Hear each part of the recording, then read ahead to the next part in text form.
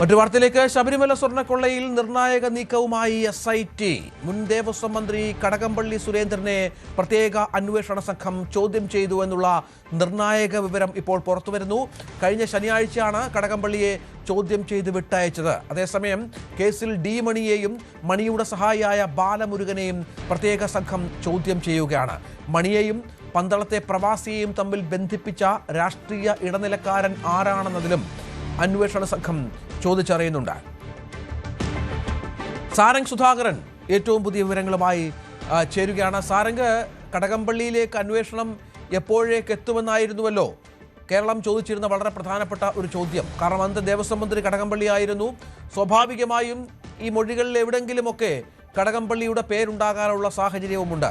ഇപ്പോൾ ഏത് രീതിയിലാണ് കടകംപള്ളിയെ ഇതുമായി ബന്ധപ്പെടുത്തിയിരിക്കുന്നത് പ്രത്യേക സംഘം? രഞ്ജിത്ത്, വളരെ വൈകിയാണെങ്കിലും ദേവസ്വം മന്ത്രിയിലേക്കടക്കം പ്രത്യേക അന്വേഷണ സംഘത്തിന്റെ അന്വേഷണം എത്തി നിൽക്കുന്നു എന്ന് വേണം നമ്മൾ മനസ്സിലാക്കാൻ. കാരണം തുടക്കം തൊട്ട് തന്നെ കടകംപള്ളി സുരേന്ദ്രൻ ഈ ഒരു ഗൂഢാലോചനയിലൊപ്പം തന്നെ ഈ ഒരു സാമ്പത്തിക തട്ടിപ്പിലും ഒപ്പം ഈ സ്വർണ്ണക്കൊള്ളയിലടക്കം കൃത്യമായി പങ്കെടുത്തിട്ടുണ്ട്. അതിൽ ഇയാൾക്ക് പങ്കുണ്ട് എന്ന തരത്തിലുള്ള ആരോപണങ്ങൾ ഉയർന്നിരുന്നു. അത് തിരിവെക്കുന്ന തരത്തിലായിരുന്നു ഹൈക്കോടതിയുടെ വിമർശനം. കാരണം N. വിജയകുമാറും ഒപ്പം തന്നെ ശങ്കർദാസിനും ഇതിൽ പങ്കുണ്ട്. അതായത് ദേവസ്വം ബോർഡ് പ്രസിഡന്റിനും ദേവസ്വം ബോർഡ് മെമ്പർമാർക്കും ഇതിൽ പങ്കുണ്ട് എങ്കിൽ ദേവസ്വം മന്ത്രിക്കും ഇതിൽ പങ്കുണ്ടാവുമെന്നുള്ള കാര്യം തീർച്ചയാണ്. അതുകൊണ്ട് തന്നെയാണ് ഇപ്പോൾ അന്വേഷണം ഈ ഒരു മുൻ ദേവസ്വം മന്ത്രിയിലേക്ക് അടക്കം വ്യാപിപ്പിക്കുന്ന രീതിയിലേക്ക് അന്വേഷണ സംഘം നീങ്ങുന്നത്. കാരണം ഇനിയും വൈകുന്ന രീതിയിലേക്ക് കാര്യങ്ങൾ കടക്കുകയാണെങ്കിൽ കേന്ദ്ര ഏജൻസിയുടെ ആവശ്യമടക്കം നിലനിൽക്കുന്ന സമയത്ത് ഈ ഒരു അന്വേഷണം പ്രത്യേക അന്വേഷണ സംഘത്തിന്റെ കയ്യിൽ നിന്നും വിട്ടുപോകാനുള്ള ഒരു സാധ്യതയുണ്ട്. അതുകൊണ്ട് തന്നെ ഹൈക്കോടതിയെ വിശ്വാസത്തിലെടുക്കുക, അന്വേഷണം SITയുടെ കൈകളിൽ തന്നെ നിലനിർത്തുക എന്നൊരു നീക്കം, ആ ഒരു ആവശ്യം ശക്തമാണ്. ആ ഒരു ആവശ്യത്തിന്റെ ഭാഗമായിട്ടാണ് ഇപ്പോൾ N. വിജയകുമാറിനെ അറസ്റ്റ് ചെയ്ത് ഇപ്പോൾ റിമാൻഡ് ചെയ്തിരിക്കുന്നത്. അതിന്റെ ഭാഗമായി ശങ്കർദാസിലേക്കും അന്വേഷണം നീങ്ങുന്നു. അടുത്ത നീക്കം ശങ്കർദാസിന്റെ അറസ്റ്റിലേക്കായിരിക്കും. ആ സമയത്താണ് കടകംപള്ളി സുരേന്ദ്രനെ ചോദ്യം ചെയ്തു എന്ന വിവരം പുറത്തേക്ക് വരുന്നത്. ഇതെല്ലാം, അതായത് ഈ ഒരു സ്വർണ്ണക്കൊള്ളയിൽ ഇവർക്കെല്ലാം പങ്കുണ്ട്, ഇവർക്കെല്ലാം ഇതിൽ കൃത്യമായ പങ്ക് വഹിച്ചിട്ടുണ്ട് എന്ന തരത്തിലുള്ള കാര്യങ്ങളാണ് നമുക്ക് മനസ്സിലാക്കാൻ കഴിയുന്നത്. മാത്രമല്ല വിവരങ്ങൾ, അതായത് ചോദ്യം ചെയ്തതിന്റെ ഭാഗമായി ലഭിച്ച വിവരങ്ങൾ എന്തൊക്കെയാണെന്ന് നമുക്ക് ഇപ്പോഴും ലഭ്യമായിട്ടില്ല. പങ്ക് എത്രത്തോളമാണ്? N. വിജയകുമാറിന്റെ പങ്കുമായി ബന്ധപ്പെട്ട റിമാൻഡ് റിപ്പോർട്ടിലെ കാര്യങ്ങളടക്കം നമ്മൾ പങ്കുവച്ചിരുന്നു. മാനുവൽ അടക്കം തിരുത്തം വരുത്തി. അതായത് ഈ ഒരു സ്വർണം പൂശാനുള്ള, അതായത് ആദ്യം മാനുവലിലെ കാര്യങ്ങൾ വെച്ച് നോക്കുകയാണെന്നുണ്ടെങ്കിൽ ശബരിമല സന്നിധാനത്ത് വെച്ച് തന്നെ ഈ ഒരു സ്വർണം അവിടെ നിന്ന് തന്നെ ഇത്തരം പ്രവർത്തനങ്ങൾ ചെയ്യണമെന്നായിരുന്നു മാനുവലിൽ ഉണ്ടായിരുന്നത്. പക്ഷെ അത് തിരുത്തി, അതായത് മാനുവലിലടക്കം തിരുത്തി ഈ ഒരു സ്വർണ്ണക്കൊള്ളയ്ക്ക് അവസരം ഒരുക്കി കൊടുത്തു. ഉണ്ണികൃഷ്ണൻ പോറ്റിക്ക് വേണ്ടിയുള്ള എല്ലാവിധ സാഹചര്യങ്ങളും ഒരുക്കി കൊടുത്തു.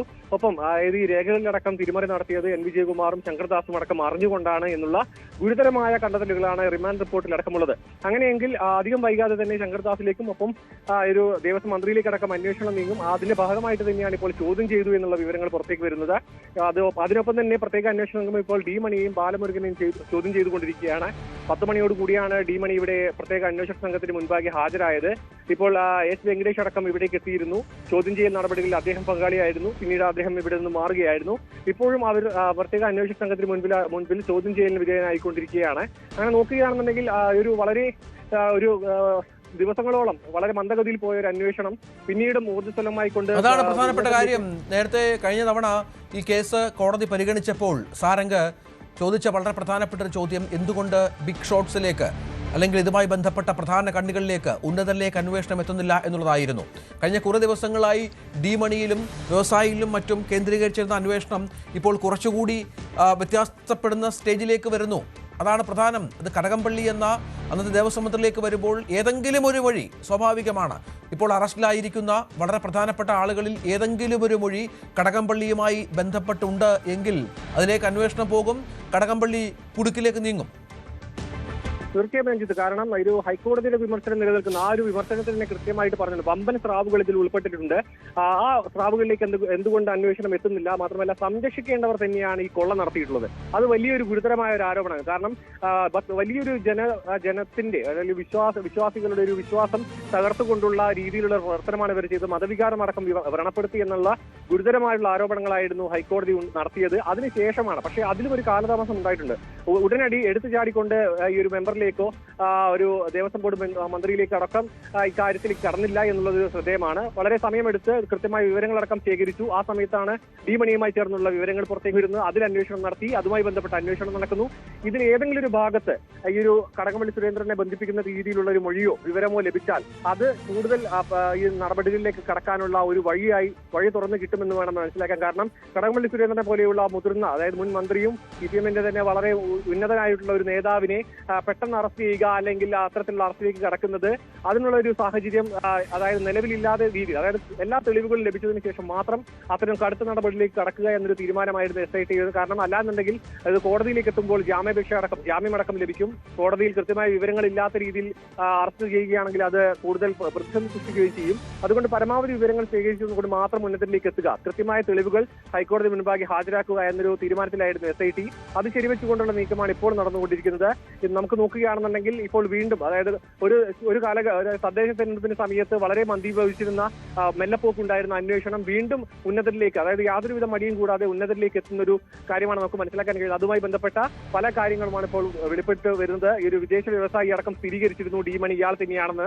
അതായത് ഒരു ഭാഗത്ത് ഉന്നതരിലേക്ക് അന്വേഷണം എത്തുന്നു, മറ്റൊരു ഭാഗത്ത് ഈ ഒരു അന്താരാഷ്ട്ര പുരാവസ്തു തട്ടിപ്പ് സംഘവുമായി ചേർത്തുള്ള ബന്ധങ്ങളിലേക്ക് അന്വേഷണം എത്തുന്നു. അങ്ങനെയാണെങ്കിൽ വളരെ വൈകാതെ തന്നെ ഈ ഒരു സ്വർണ്ണക്കൊള്ളയുമായി ബന്ധപ്പെട്ട കൂടുതൽ നിർണായക വിവരങ്ങൾ വെളിപ്പെടുമെന്നാണ് നമുക്ക് മനസ്സിലാക്കാൻ കഴിയുന്നത്. രഞ്ജിത്ത്, അതാണ് പ്രധാനപ്പെട്ട കാര്യം. കടകംപള്ളി സുരേന്ദ്രനും ചോദ്യമുനയിൽ ഉണ്ട്, SITയുടെ റഡാറിലുണ്ട് എന്നുള്ള ഏറ്റവും പ്രധാനപ്പെട്ട ഒരു വിവരം കൂടി ഈ ഘട്ടത്തിൽ പുറത്തു വരികയാണ്. VV അരുൺ കൂടി തിരുവനന്തപുരത്ത് നിന്ന് ഏറ്റവും പുതിയ വിവരങ്ങളുമായി ചേരും. അരുണ്, കടകംപള്ളിയിലേക്ക് അന്വേഷണം എത്തുന്ന കാര്യം ഇപ്പോൾ അത് ഏതാണ്ട് ആ തരത്തിൽ എത്തിക്കഴിഞ്ഞു. കടകംപള്ളിയിലേക്ക് അന്വേഷണം എത്തുകയാണ്, ചോദ്യം ചെയ്തു കഴിഞ്ഞു. ഇതിൻ്റെ സ്വഭാവം എന്തായിരുന്നു?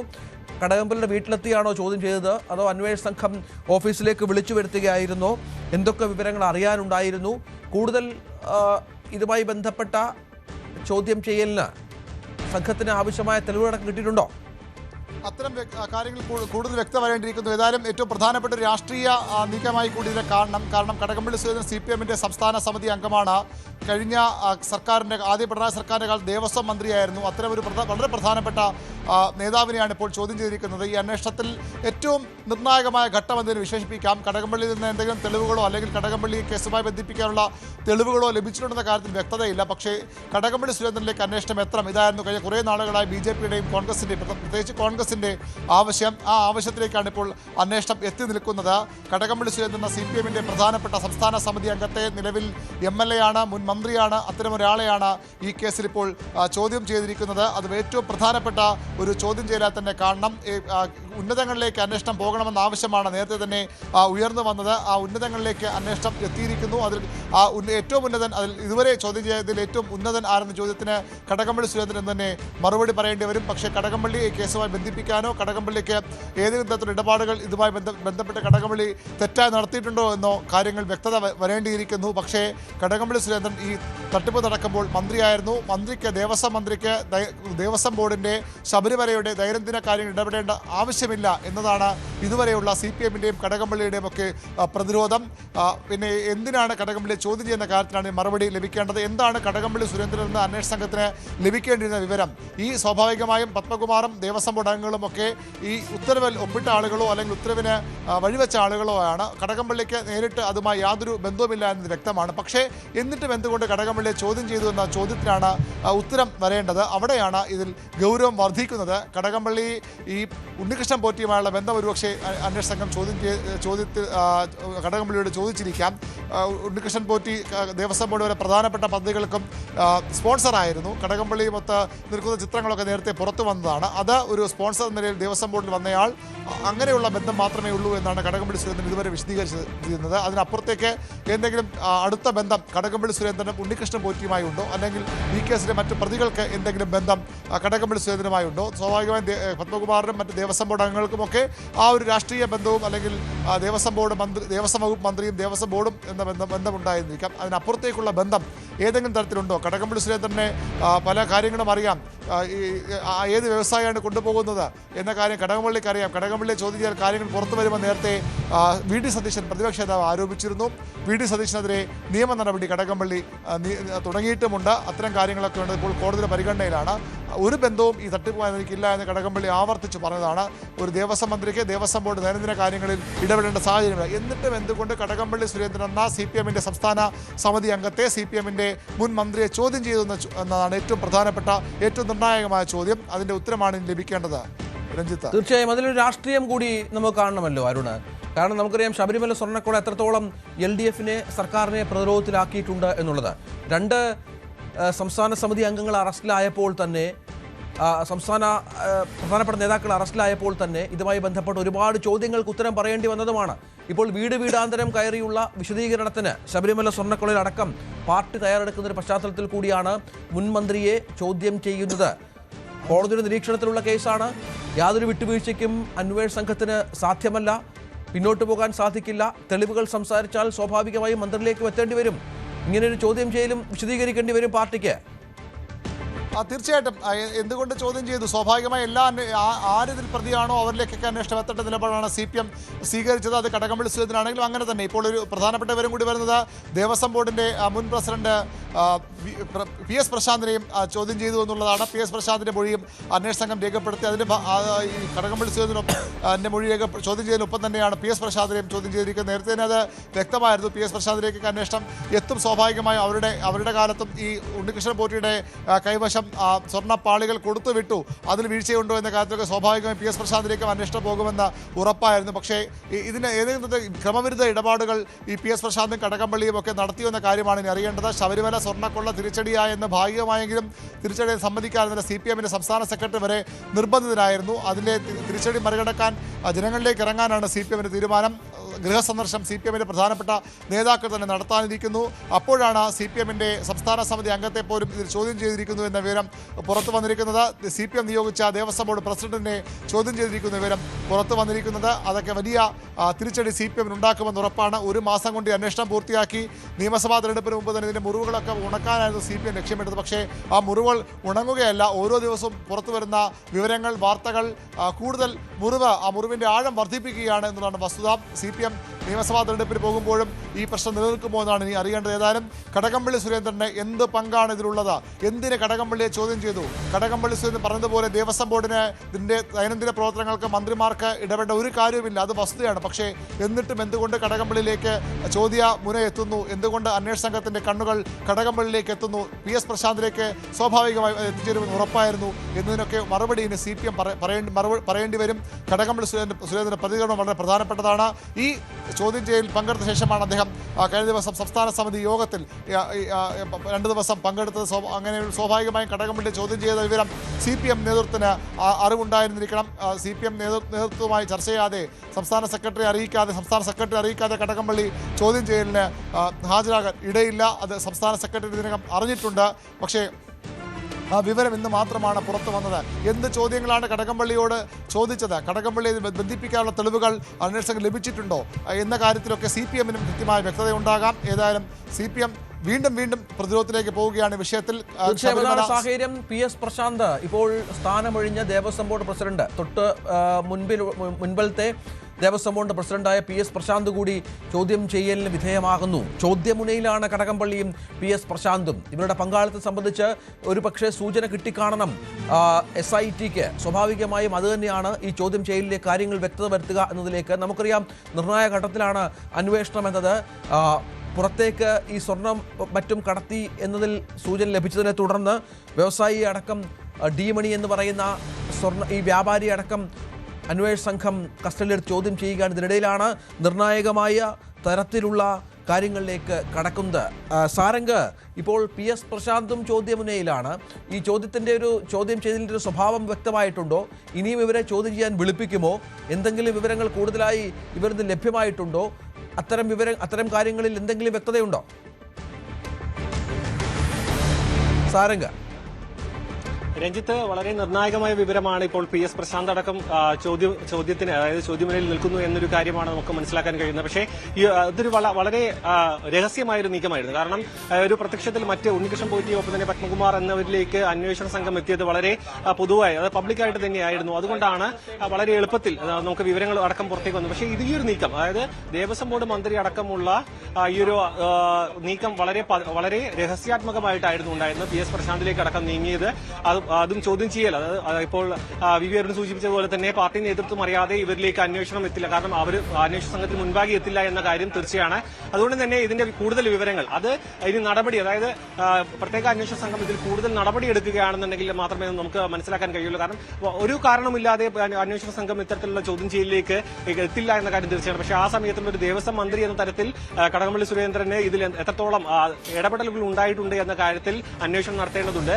ഈ ഒരു തിരുവിതാംകൂർ ദേവസ്വം ബോർഡിന്റെ ദൈനംദിന കാര്യങ്ങൾ ഒരു ദേവസ്വം മന്ത്രി ആയിക്കോട്ടെ സർക്കാരാവട്ടെ ഇടപെടുന്നില്ല എങ്കിൽ പോലും ഇത്ര വലിയൊരു കൊള്ള നടക്കുമ്പോൾ അത് മന്ത്രിയുടെ ചെവിയിലേക്ക് എത്തിയില്ല എന്ന് പറയുന്നതിൽ ഒരു യുക്തികുറവുണ്ട്. അതുകൊണ്ട് തന്നെ അന്വേഷണം ആ രീതിയിലേക്ക് കടകംപള്ളിയുടെ പങ്കിലേക്ക് അടക്കം എത്താനുള്ള ഒരു സാധ്യത തള്ളിക്കളയാൻ കഴിയില്ല.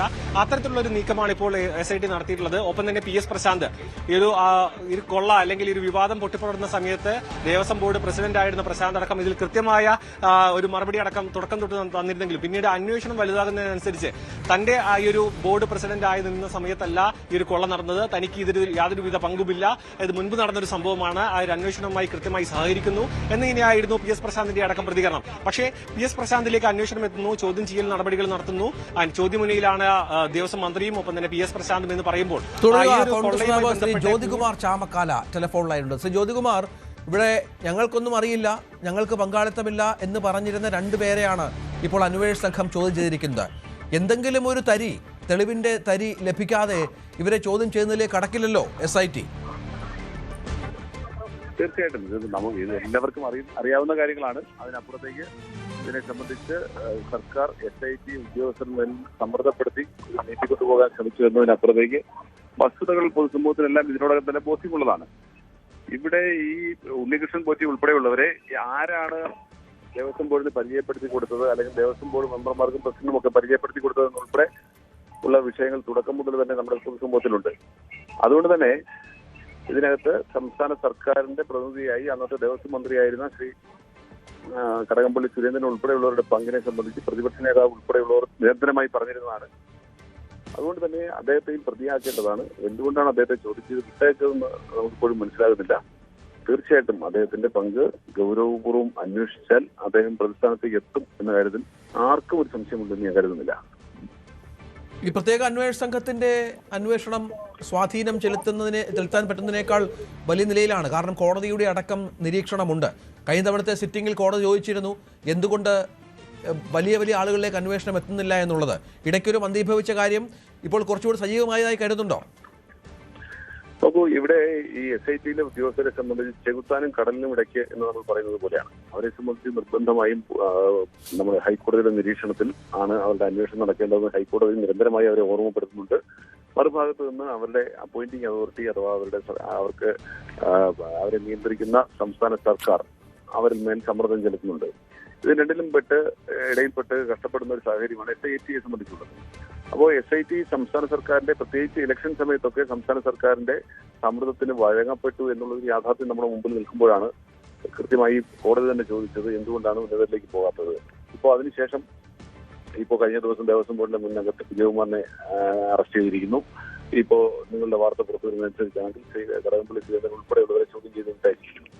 തീർച്ചയായിട്ടും ചോദ്യം ചെയ്തുകൊണ്ടോ വിട്ടയച്ചതുകൊണ്ടോ ഇത് അവസാനിക്കില്ല. അദ്ദേഹവും പ്രതിസ്ഥാനത്തേക്ക് വരും എന്ന കാര്യത്തിൽ നമുക്കാർക്കും തർക്കവുമില്ല. ഇതുമായി ബന്ധപ്പെട്ട് വളരെ കൃത്യമാണ് കാര്യങ്ങൾ. ഇത് ദേവസ്വം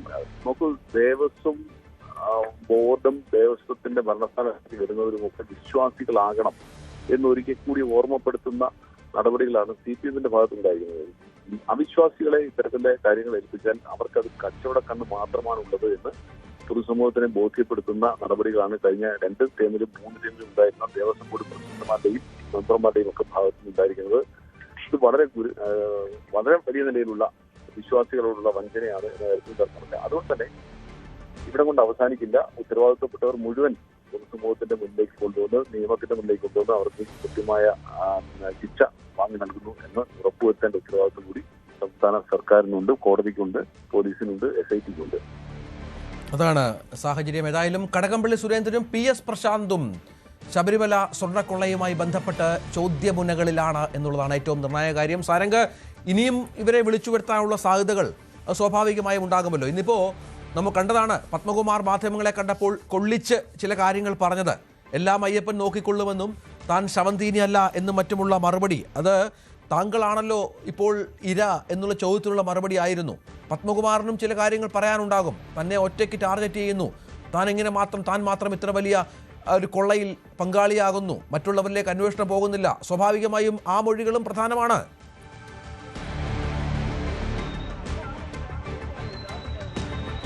തീർച്ചയായും. കാരണം ഈ ഒരു അന്വേഷണം ഒരു ഗൂഢാലോചനയിൽ നടന്നിട്ടുള്ള ആൾക്കാരെ കണ്ടെത്തുക, ഒപ്പം തന്നെ ഇതിൽ പങ്കാളികളായിട്ടുള്ള ഉന്നതരിലേക്ക് കാര്യങ്ങൾ എത്തിക്കുക എന്നൊരു വലിയ വെല്ലുവിളിയായിരുന്നു ഈ ഒരു അന്വേഷണ സംഘത്തിനുണ്ടായിരുന്നത്. ഈ ഒരു തദ്ദേശ തെരഞ്ഞെടുപ്പിന്റെ സമയത്തടക്കം അത്തരത്തിലുള്ള കാര്യങ്ങളിലേക്ക് കടക്കാതിരിക്കാൻ അന്വേഷണ സംഘത്തിന് മേൽ വലിയ സമ്മർദ്ദം ഉണ്ടായിട്ടുണ്ടെന്നടക്കം പ്രതിപക്ഷ നേതാവും പ്രതികരിച്ചിരുന്നു. അത് ശരിവെച്ചുകൊണ്ട് തന്നെയായിരുന്നു പിന്നീട് ഹൈക്കോടതിയുടെ വിമർശനം വരുന്നു. അതിന്റെ തുടർച്ചയായി ഈ ഒരു ബോർഡ് അംഗങ്ങളിലേക്ക് അന്വേഷണം എത്തുന്നു, അവരെ ചോദ്യം ചെയ്യുന്നു. ഒപ്പം തന്നെ ഇപ്പോൾ അത് വീണ്ടും അടുത്ത തലത്തിലേക്ക് കാര്യങ്ങൾ കടക്കുന്നു എന്ന് തന്നെ വേണം മനസ്സിലാക്കാൻ. കാരണം ദേവസ്വം മന്ത്രിയും ഒപ്പം തന്നെയുള്ള ആ സമയത്തെ, അതായത് PS പ്രശാന്ത്, കഴിഞ്ഞ ദേവസ്വം ബോർഡ് പ്രസിഡന്റ് ആയിട്ടുള്ള PS പ്രശാന്തിലേക്ക് അന്വേഷണം നീങ്ങുന്നു. ഇതൊരു അന്വേഷണം, അതായത് CPM-ന് ഇതൊരു പത്മവ്യൂഹം എന്ന തരത്തിലേക്ക് കാര്യങ്ങൾ നോക്കാം. അതായത് പുറത്തു കടക്കാൻ പറ്റാത്ത രീതിയിൽ അത്രയും കൃത്യമായ ഒരു അന്വേഷണം മുന്നോട്ട് പോവുകയാണെന്നുണ്ടെങ്കിൽ ഇതിൽ നിന്നും പുറത്തു കടക്കാൻ വരുന്ന നിയമസഭാ ഇലക്ഷൻ അടക്കം വളരെയധികം ബുദ്ധിമുട്ടേണ്ടി വരും. കാരണം കൃത്യമായ അന്വേഷണമാണ് ഇപ്പോൾ നടക്കുന്നതെന്ന തരത്തിലേക്കുള്ള രീതിയിലേക്കാണ് ഇപ്പോൾ അന്വേഷണം നീങ്ങുന്നത്. കാരണം ആരോപണ വിധേയരായിട്ടുള്ള ഹൈക്കോടതി സൂചിപ്പിച്ചിട്ടുള്ള വമ്പൻ സ്രാവുകളിലേക്ക് അന്വേഷണം എത്തുന്നു. ഒപ്പം തന്നെ പ്രതിപക്ഷവും മറ്റ് മുന്നണികളും ആരോപിച്ച ഉന്നതരിലേക്ക് അന്വേഷണം എത്തുന്നു. ഇതിന്റെ അന്താരാഷ്ട്ര ബന്ധങ്ങളിലേക്ക് അടക്കം അന്വേഷണ സംഘം എത്തുന്നു. അങ്ങനെ നോക്കുകയാണെന്നുണ്ടെങ്കിൽ വരും ദിവസങ്ങളിലും ഈ ഒരു ചോദ്യം ചെയ്യൽ കൂടുതൽ വിവരങ്ങൾ, അതായത് ഡീമണിയുമായി ബന്ധപ്പെട്ട വിവരങ്ങൾ, ഉണ്ണികൃഷ്ണൻ പോറ്റിയുമായി ഇവരെ ബന്ധിപ്പിക്കുന്ന കാര്യങ്ങൾ എല്ലാം പുറത്തു വരികയാണെന്നുണ്ടെങ്കിൽ ഈ ഒരു കടകംപള്ളി സുരേന്ദ്രനിലേക്കും ഒപ്പം PS പ്രശാന്തിലേക്കും അന്വേഷണം എത്താൻ സാധ്യതയുണ്ട്. കാരണം ആ ഒരു സമയത്ത് മാത്രം നടന്നിട്ടുള്ള ഒരു കൊള്ളയായി മാത്രം ഇത് ഒതുക്കാൻ കഴിയില്ല എന്ന കാര്യം തീർച്ചയാണ്. കാരണം ഈ ഒരു സ്വർണ്ണപ്പാളി എന്ന് പറയുമ്പോൾ ഈ ഒരു കട്ടിളപ്പാളിയിലെയും ഒപ്പം തന്നെ ദ്വാരപാലക ശില്പത്തിലെയും സ്വർണ്ണം ഇത്തരത്തിൽ കൊള്ള നടത്തണമെങ്കിൽ ഇതിനു മുൻപും ഇത്തരത്തിലുള്ളതും ഇതിനുശേഷവും ഇങ്ങനെയുള്ള നീക്കങ്ങൾ പലതും നടന്നിട്ടുണ്ടാകാൻ സാധ്യതയുണ്ട്. ആ ഒരു സാധ്യത മുൻനിർത്തിക്കൊണ്ട് തന്നെയായിരിക്കണം PS പ്രശാന്തിനെ അടക്കം ചോദ്യം ചെയ്തതും. മാത്രമല്ല ഈ ഒരു അന്വേഷണം ഏത് ഭാഗങ്ങളിലേക്ക് നീങ്ങുന്നു എന്നൊരു കാര്യത്തിൽ ഒരു ഉറപ്പ് വന്നിട്ടുണ്ട്. അത് മാത്രമല്ല ഇനി വരും ദിവസങ്ങളിൽ ഇപ്പോൾ വിജയകുമാർ അടക്കം കസ്റ്റഡിയിലാണ്, ഇപ്പോൾ റിമാൻഡിലാണ്. ആ ഒരു കസ്റ്റഡി വാങ്ങിയതിനു ശേഷം കൂടുതൽ വിശദാംശങ്ങൾ, ഇപ്പോൾ റിമാൻഡ് റിപ്പോർട്ടിലെ ഞെട്ടിപ്പിക്കുന്ന വിവരങ്ങളുടെ അടിസ്ഥാനത്തിൽ തന്നെ കൂടുതൽ അന്വേഷണം ഉണ്ടാകുന്നുള്ള കാര്യം തീർച്ചയാണ്. അതുമായി ബന്ധപ്പെട്ട് കൂടുതൽ വിവരങ്ങൾ വിജയകുമാറിനടക്കം ലഭിക്കുകയാണെന്നുണ്ടെങ്കിൽ, അതിനൊപ്പം ശങ്കർദാസിലേക്കും എത്തുകയാണെന്നുണ്ടെങ്കിൽ അടുത്തപടിയായി ആ സമയത്തെ ദേവസ്വം മന്ത്രിയിലേക്കും എത്തുമെന്ന കാര്യം തീർച്ചയായും. പക്ഷേ അതിനു മുൻപ് തന്നെ ദേവസ്വം ബോർഡ് മന്ത്രിയെ ചോദ്യം ചെയ്യുന്നു. ഒരു മുഴം മുൻപേ അറിയുകയാണ് അന്വേഷണ സംഘം എന്ന് വേണമെങ്കിൽ നമുക്ക് ഇതിനെ വിശദീകരിച്ച് പറയാൻ കഴിയും. അങ്ങനെയാണെങ്കിൽ വരും ദിവസങ്ങളിൽ ഇത്തരത്തിലുള്ള കൂടുതൽ നിർണായക നീക്കങ്ങൾ പ്രത്യേക അന്വേഷണ സംഘം നടത്താൻ സാധ്യതയുണ്ട്. രഞ്ജിത്ത്, അതാണ് സാഹചര്യം. ഏതായാലും നിർണായകമായ നീക്കങ്ങളിലേക്ക് പ്രത്യേക അന്വേഷണ സംഘം കടക്കുന്നു എന്നുള്ളതാണ്. കടകംപള്ളി സുരേന്ദ്രൻ കഴിഞ്ഞ ശനിയാഴ്ച SITയുടെ ചോദ്യം ചെയ്യലിന് വിധേയനായി. PS പ്രശാന്തും SITയുടെ ചോദ്യങ്ങൾക്ക് മറുപടി പറയാൻ ബാധ്യസ്ഥനായി. രണ്ട് പ്രധാനപ്പെട്ട ആളുകൾ കൂടി SITയുടെ റഡാറിലേക്ക് എത്തുന്നു എന്നുള്ളതാണ് ശബരിമല സ്വർണ്ണക്കൊള്ളയുമായി ബന്ധപ്പെട്ട ഏറ്റവും പുതിയ അപ്ഡേറ്റ്.